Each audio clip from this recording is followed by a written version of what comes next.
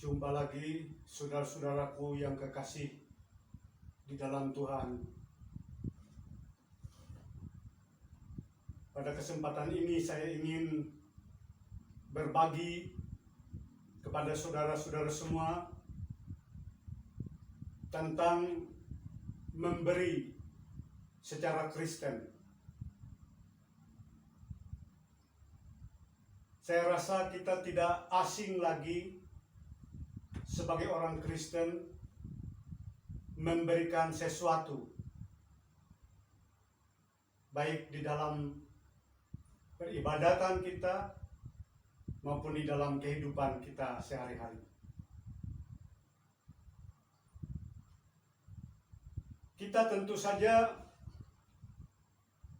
dituntun oleh firman Tuhan, baik dalam perjanjian lama maupun perjanjian baru, untuk memberi kepada Tuhan segala sesuatu yang kita miliki, baik berupa uang atau benda-benda lainnya, bahkan waktu dan tenaga kita, dan meneruskannya kepada orang lain yang memerlukan pemberian kita itu. Saudara-saudara, apa dasar utama kita memberi kepada Tuhan? Ada banyak ayat yang menunjukkan kepada tuntunan agar kita memberi kepada Tuhan dan meneruskannya kepada orang lain yang membutuhkannya. Pertama, kita boleh baca di dalam Mazmur pasal 24 ayat 1 yang berbunyi, Mazmur Daud. Tuhanlah yang empunya bumi serta segala isinya, dan dunia serta yang diam di dalamnya. Jadi ada satu pengakuan dari Daud, dan ini menjadi pengakuan bangsa Israel bahwa Tuhanlah yang mempunyai bumi serta segala isinya. Segala isinya itu termasuk manusia, termasuk tumbuh-tumbuhan yang menghasilkan makanan, termasuk sumber-sumber daya alam yang memberikan air, memberikan tenaga, energi, dan lain sebagainya. Juga termasuk hewan-hewan yang memberikan daging, susu, pakaian, dan lain sebagainya. Itu diakui oleh Daud dan diakui oleh bangsa Israel. Sehingga saudara-saudara, Mazmur 24 ayat 1 ini selalu dibaca oleh bangsa Israel sebelum mereka makan dan minum. Jadi menjadi semacam doa syukur sebelum mereka menikmati makanan dan minuman yang tersaji di hadapan mereka. Nah, saudara-saudara yang kekasih di dalam Tuhan, ada juga dalam bacaan lain tentang dasar untuk memberikan persembahan kepada Tuhan. Salah satunya lagi adalah dari 1 Tawarikh 29 ayat 11 sampai ayat 14. Tawarikh 29 ayat 11 sampai 14 berbunyi, Ya Tuhan, punya mula kebesaran dan kejayaan, kehormatan, kemasyhuran, dan keagungan. Ya, segala-galanya yang ada di langit dan di bumi. ya Tuhan, punyamulah kerajaan, dan Engkau yang tertinggi itu melebihi segala-galanya sebagai kepala. Sebab kekayaan dan kemuliaan berasal daripadamu, dan Engkaulah yang berkuasa atas segala-galanya. Dalam tanganmu-lah kekuatan dan kejayaan. Dalam tanganmu-lah kuasa membesarkan dan mengokohkan segala-galanya. Sekarang ya Allah, kami bersyukur kepadamu dan memuji namamu yang agung itu. Sebab siapakah aku ini dan siapakah bangsaku, sehingga kami mampu memberikan persembahan sukarela seperti ini. Sebab daripadamu-lah segala-galanya, dan dari tanganmu sendirilah persembahan yang kami berikan kepadamu. Jadi saudara-saudara, diyakini bahwa segala sesuatu itu adalah milik Allah. Mereka hanya menikmati milik Allah yang dikaruniakan kepada mereka, yang dipercayakan kepada mereka. Mereka hanya dipercaya untuk mengelola milik Allah itu secara bertanggung jawab, secara baik, secara jujur. Dan oleh sebab itulah apa yang mereka terima dari Allah itu mereka kembalikan kepada Allah. Mereka hanya menikmati apa yang mereka butuhkan, apa yang mereka perlukan, sebatas kebutuhan dan keperluan mereka, tidak lebih dari itu. Dan selebihnya yang Tuhan percayakan kepada mereka, mereka gunakan untuk mempersembahkan persembahan yang baik kepada Allah dan melakukan pelayanan kepada sesama mereka yang ada di sekitar mereka. Itulah saudara-saudara, suatu dasar iman dari bangsa Israel untuk memberikan persembahan kepada Allah. Dasar iman. Karena hidup mereka pun, mereka sendiri pun, diri mereka, tubuh dan jiwa mereka pun adalah milik Allah. Hidup mereka adalah pemberian Allah. Dan itu juga dapat kita lihat di dalam pengakuan Rasul Paulus di dalam Kisah Para Rasul pasal 17 ayat 28. Di sana dikatakan, sebab di dalam Dia kita hidup, kita bergerak, kita ada, seperti yang telah juga dikatakan oleh pujangga-pujanggamu.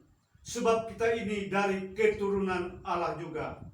Ayat 29, karena kita berasal dari keturunan Allah, kita tidak boleh berpikir bahwa keadaan ilahi sama seperti emas atau perak atau batu, ciptaan kesenian dan keahlian manusia. Itulah saudara-saudara yang dikasih oleh Tuhan. Satu ayat dari Rasul Paulus. Pengakuan bahwa hidup, bahwa kita bergerak, bahwa kita bernapas, bahwa kita bisa melakukan sesuatu. Itu semuanya karena kita hidup di dalam Allah. Karena kita milik Allah. Karena kita dipelihara oleh Allah.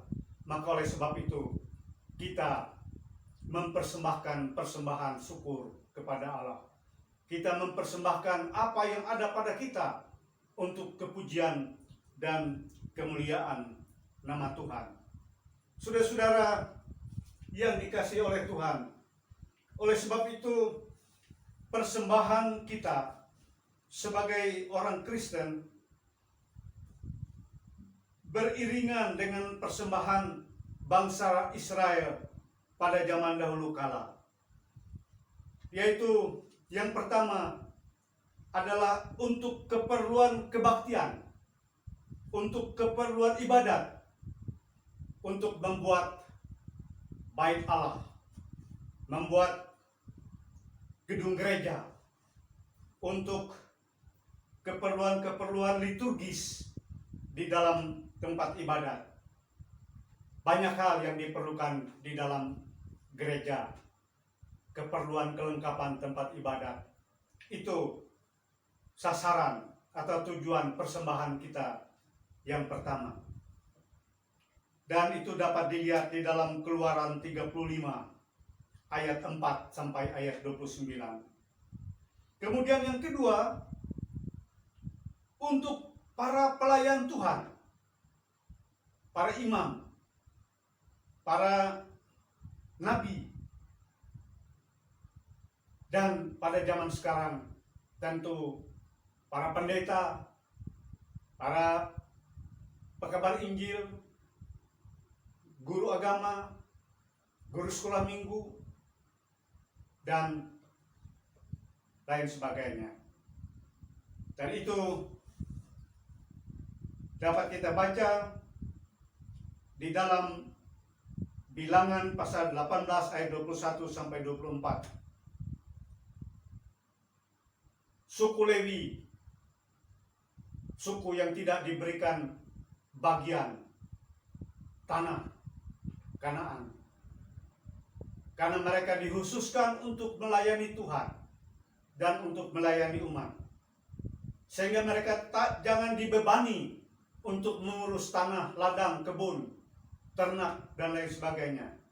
Tetapi mereka khusus melayani Tuhan, melayani umat. Dan oleh sebab itu harta mereka, bagian mereka terdapat di dalam bagian-bagian yang sudah diterima oleh suku-suku yang lain. Dan suku-suku yang lain itu wajib mengembalikan apa yang ada pada mereka itu sebagai hak kaum Lewi itu melalui persembahan mereka. Kemudian juga dikatakan untuk orang miskin, yang ada di sekitar mereka. Orang miskin berhak atas pelayanan mereka. Orang yatim piatu, para janda harus diperhatikan.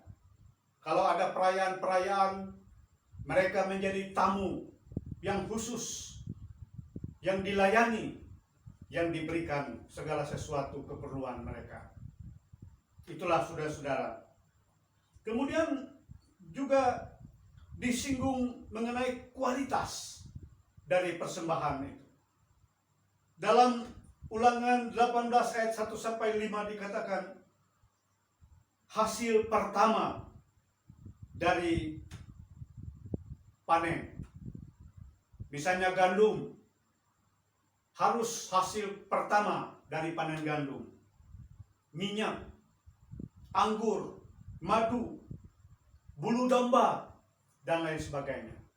Jadi diberikan kepada Tuhan yang pertama, maksudnya adalah supaya umat itu memperhatikan kualitas pemberian mereka kepada Tuhan. Kualitas.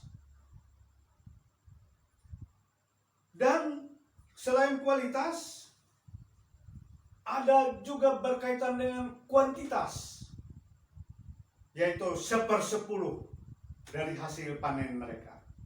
1/10 dari perolehan mereka. Itu yang harus mereka berikan. Nah, saudara-saudara, sekarang kita hidup di dalam era kekristenan.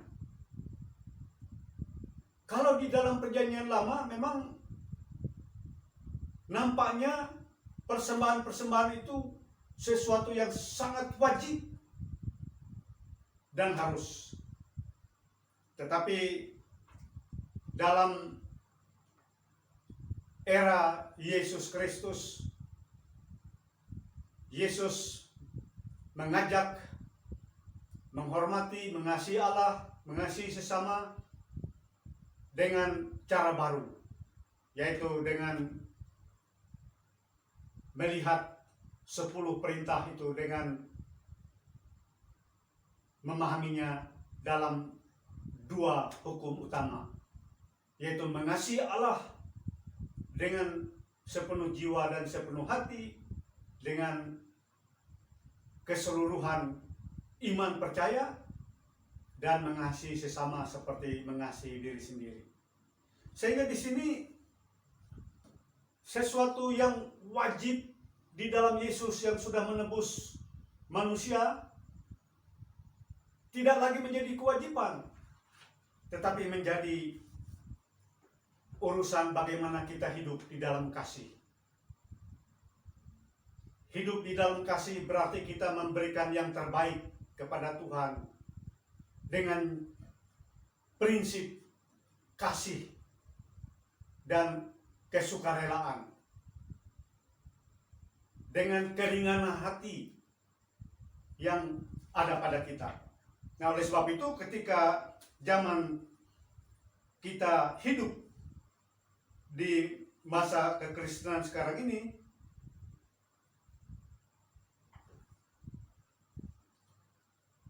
tujuan dari persembahan tadi atau pemberian tadi ialah untuk kebaktian, ibadat,